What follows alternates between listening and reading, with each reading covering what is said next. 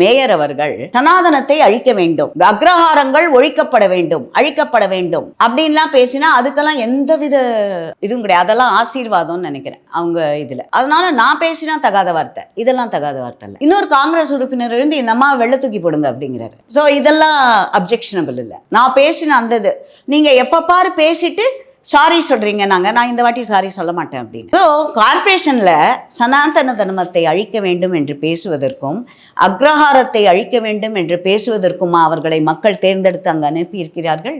அடுத்து இன்னொரு அம்மா பேசுறாங்க, மாற்று மதத்தை சேர்ந்தவர்கள், ரம்ஜான், அவங்கவுங்களுக்கு அவங்கவுங்க இது.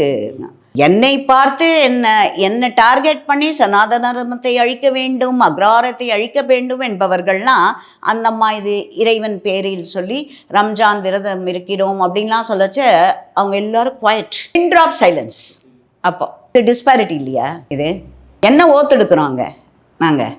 ஸோ இந்த மாதிரி டிஸ்பாரிட்டி நடந்தால் நான் அப்புறம் அதுக்கு என்ன ஜஸ்டிஃபிகேஷன்? அல்ல, மக்கள் என்னை தேர்ந்தெடுத்தது அவர்களுக்கு என்ன செய்ய முடியும் என்னால், மக்களுக்கு குறைகளை தீர்ப்பதற்காக எங்களை அனுப்பி இருக்கிறார்கள். அக்ரஹாரத்தை அழிப்பதற்கோ சனாதன தர்மத்தை அழிப்பதற்கோ அவங்களை எலெக்ட் பண்ணி அனுப்பலன்றது என்னோட